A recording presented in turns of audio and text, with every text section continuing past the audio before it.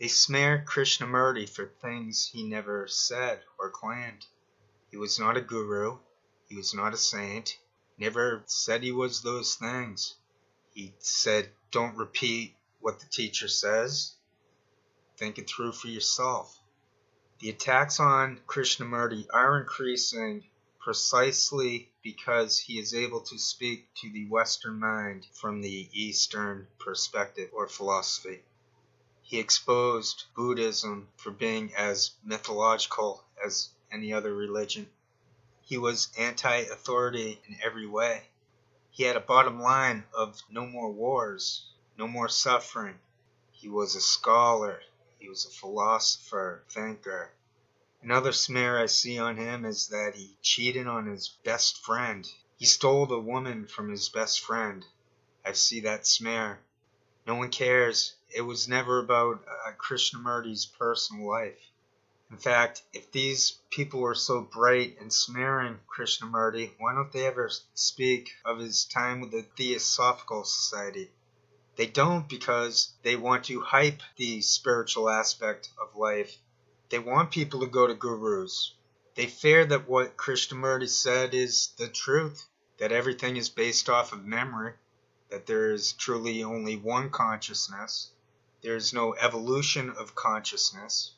I'm not going to go into the specifics of Krishnamurti because listen to the teacher for yourselves. I've already discussed a lot of those intricacies of his thinking. I like it. I think it works.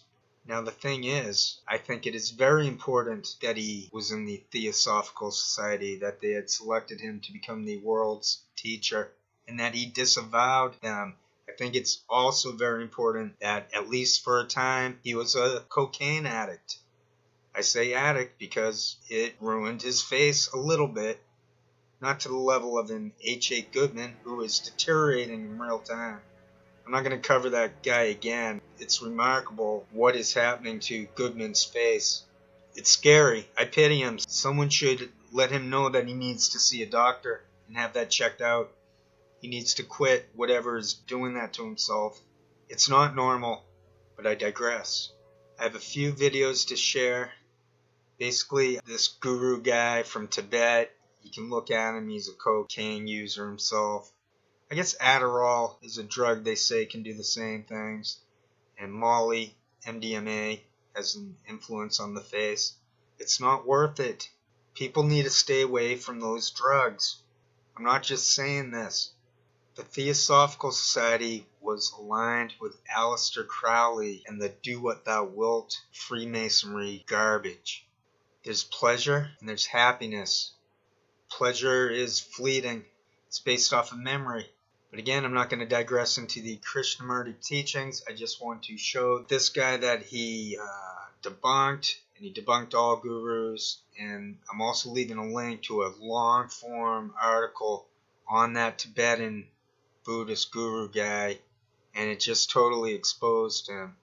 So if anyone's interested in a nice little story, an academic one that fits into this sort of a seminar short, that's what I provided right here.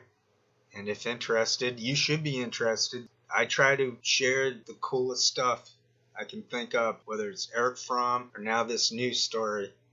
There was only one screen. I could only find one still shot of Krishnamurti flashing the Freemason sign to his forehead. It was obvious that they had him redo it. But it also looks like someone in the past made sure that that clip survived. Or someone made a mistake and forgot to chop off that little bit. But I slowed it down. I knew what to look for. This is something Krishnamurti told us to do. He said, you have to know what you're looking for. Think about it. Observe your thinking. Do a little bit of work and watch some Krishnamurti so you know what you're talking about. You yourself are looking into this.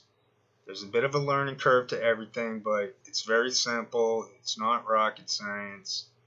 And it is fun, as Krishnamurti said.